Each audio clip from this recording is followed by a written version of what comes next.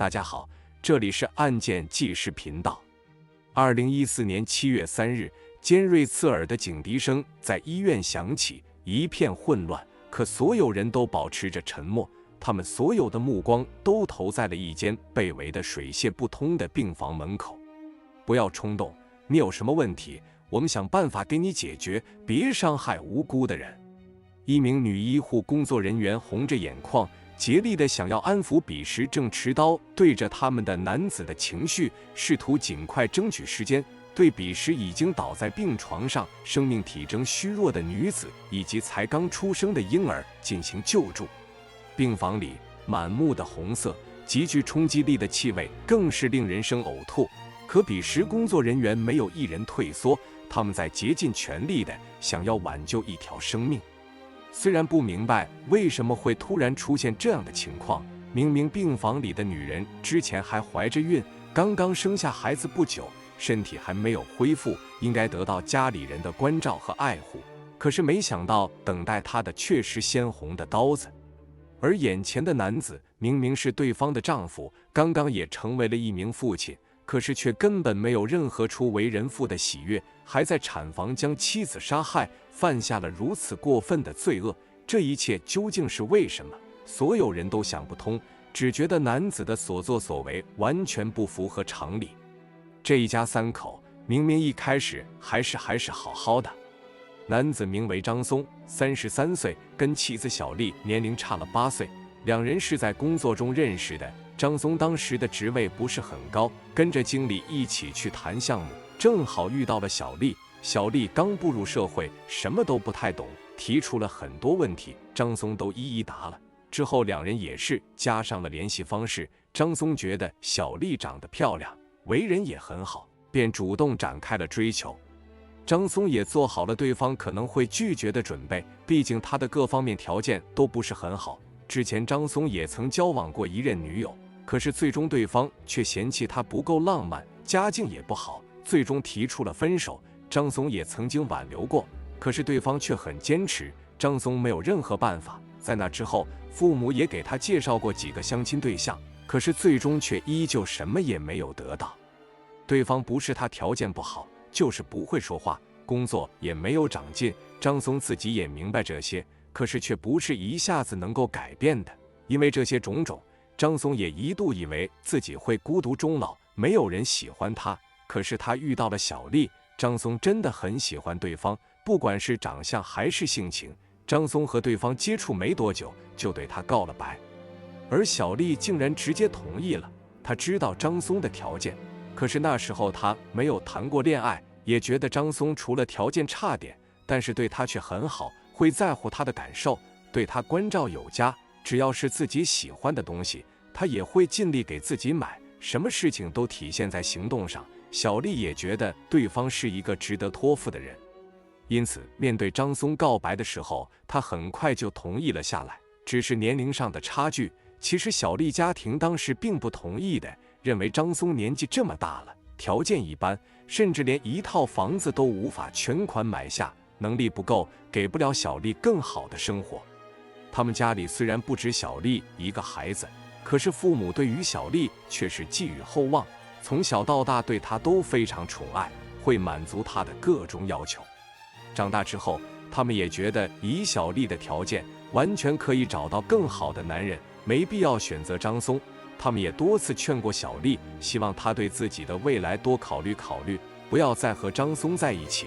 可不管父母怎么劝说，小丽还是那个样子，似乎对张松情根深重，怎么都不愿意妥协。家里的一些长辈也来劝过，可是小丽就是认定了他，吵着闹着要嫁他，还说两人是真心相爱。张松之后也会上进，让父母对他不要有偏见。父母拗不过，也不希望看着女儿整日以泪洗面，终究是同意了这门婚事。新婚之初，在双方父母的帮衬下，夫妻俩日子过得也不错。张松在外打工，小丽便操持内务，直到怀孕的消息传来，两边家里人都乐开了怀，无论男孩女孩，两种衣服都置办了好几套。张松与小丽之间的婚姻，如同千千万万的普通夫妻一样，已经成为了彼此最亲的家人。当时人们记忆最深的是，小丽在产房因为胎位不正而导致突发意外大出血，在外面焦急等待的张松急得红了眼眶，签字的手都在不停地颤抖。好在母子平安，听到喜报的张松这才松了口气。可前后不过才20多个小时，张松像是突然变了个模样似的，直接冲入产房，不顾眼下虚弱无力的妻子，一声安抚都没有，抽出早已准备好的刀，眼睛都不眨的就朝着小丽的头部砍去。这一幕正好被来查房的医生看到，厉声呵斥，可终究还是晚了一步。小丽一开始也没想到张松会突然这样做，还以为张松是来关心她的。等到看清张松手中匕首的时候，她才恍然大悟。她想要躲开，可是身体太过虚弱，加上刚刚做完手术，身上的一些地方都很痛，根本就无法正常行动，只能眼睁睁地看着张松将自己杀害。那种绝望的感觉，相信谁也不想体会。而张松杀了人之后也没有停下，而是看向了一旁的孩子。好在医生及时看到过来阻止。他们是你的亲人啊，你儿子才刚出来啊！眼见着张松试图还要朝着孩子动手，医生也不顾当时医院还有其他人站在门口撕心裂肺的大喊：他出生都还没有1天，你瞧眼睛都没睁开呢。听到这句话，沾满热血的刀却在半空中停了下来。张松颤抖着手抚摸着孩子稚嫩的脸，像是有所察觉般，孩子还本能地朝着他的手靠了靠。儿子，我的儿子！彼时病房周边围满了人，医生见这个方式有效，配合着赶来的保安，一边靠近一边继续劝说，他还有更好的未来，你瞧他这样乖呢。医生只想找机会将孩子抱走，不管背后有什么原因，孩子是无辜的。只可惜张松根本没有给医生这个机会，心生动容，迟疑也不过是片刻的。紧接着手起刀落，孩子在睡梦中再也没了呼吸。不，他是你儿子啊！你为什么？医生咆哮着向张松进行质问。可没想到张松竟然情绪比医生还要激动，你懂什么？直接打断了医生的话，而后用手指着旁边的妻子，报应，这都是报应。你们去看看他的手机，就知道是怎么回事了。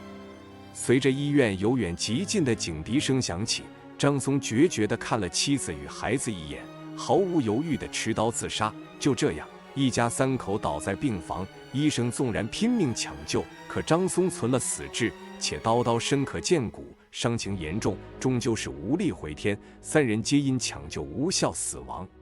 这起发生于医院，产妇刚刚生完孩子，就遭到丈夫冲入产房并将其杀害，甚至在行凶之后，丈夫还表示大快人心。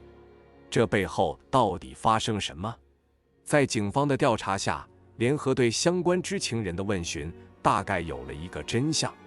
张家当时很缺钱，不仅仅是因为小丽怀有身孕这件事，在小丽生产之前，张母便查出了患有癌症。张父得知这一结果后，情绪激动，一口气没上来，进了医院，又被查出了患有脑疝。眼下父母住院，正是急需用钱的时候。虽说听到母子平安的那一刻，张松确实是开心的，可在开心尽过了之后，便是物质压力上的绝望。他不知道自己该怎么办，医院里忙上忙下，既要照顾父母，又要来关心妻子，他已经没有了自己的时间，自己的生活像个陀螺一样，被逼得不敢有任何的停歇。可即便如此，还是不够。岳父岳母看不起他，妻子埋怨他。张松本来工作的钱就不多，这些年也将大部分的钱都交给了家里，自己根本就没有存下多少。于是到用钱的时候，还要和小丽商量。小丽听到公婆病了之后，一开始也有些伤心，可是现在自己即将生产，也是需要钱的时候，所以只给了对方2万块钱。张松很想多要一点，可是小丽却不肯再给，还说她一点都不为自己和孩子考虑。听到这里，张松也犹豫了，不再要钱。之后他四处找亲朋好友借钱，还希望岳父母能够帮衬一点。毕竟这些年，张松也时常带着一些礼品孝敬他们。张松本以为他们会谅解，可是却并没有。岳父母还对他冷嘲热讽，根本不愿意给钱。不管张松怎么求，岳父母依然没有同意，话里话外还看不起他。张松伤心不已，还是决定找妻子。于是7月3日下午，当张松拖着一身疲惫来到医院，与妻子因为钱的事发生争吵后，张松再也没了理智，拿起水果刀直接对准小丽的脖子砍了下去，而后便是人们所看到的残忍之举。从张松的客观行为来看，根据法律，先后连杀2人，显然是已经构成了情节极为严重的故意杀人罪。更何况张松身为父亲，对于未成年子女有保护和抚养的责任，可他直接导致了儿子的死亡，这一父亲的身份更是罪加一等，等待他的刑罚结果只会是死刑。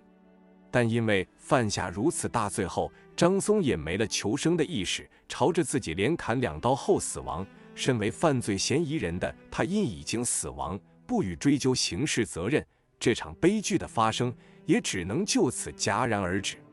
面对张松如此极端的绝境，不可否认，身上的担子已经压得他喘不过气来。可只要活着就有希望，而他却将这最后的希望都断了。到头来，白发人送黑发人，实在是令人惋惜。